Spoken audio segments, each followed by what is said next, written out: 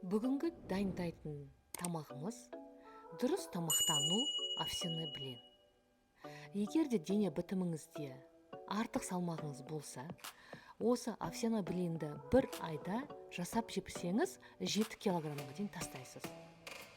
Ал енді менімен бірге бастайық.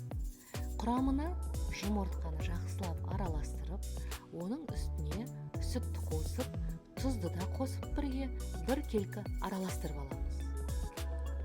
Жақсылап араластырғаннан кейін келесі овсянкадан 4 ас қасығын қосасыздар. Ортасына салмасына әркім өз қалауынша жасайды. Менің қалауым қияр мен қызанақ және де жасыл салаттан қосамын. Бұл тамақты жасап жесеңіздер, өте тойымды жүресіздер.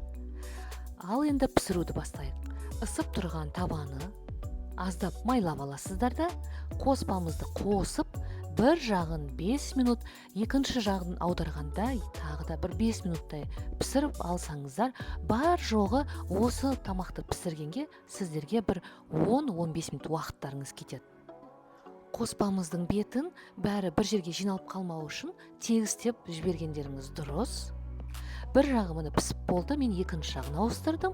Екінші жағы пісем дегенше мен оған дейін қияр мен қызанағымды турай берем.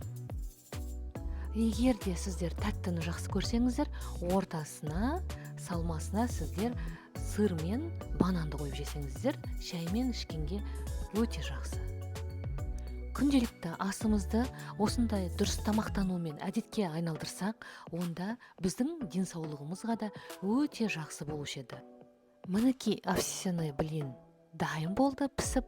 Енді біз әсемдейміз. Ортасына, салмасына жасыл салатты және де туралған қызанақ пен қиярымды салып мен екіге бөлдім. Жасап жеп көріңіздер. Ұнаса маған лайк және де жазылуды ұмытпаңыздар. Сіздерге ас болсын, назарларыңызға рахмет және де достарыңызбен бөлісуді ұмытпаңыздар.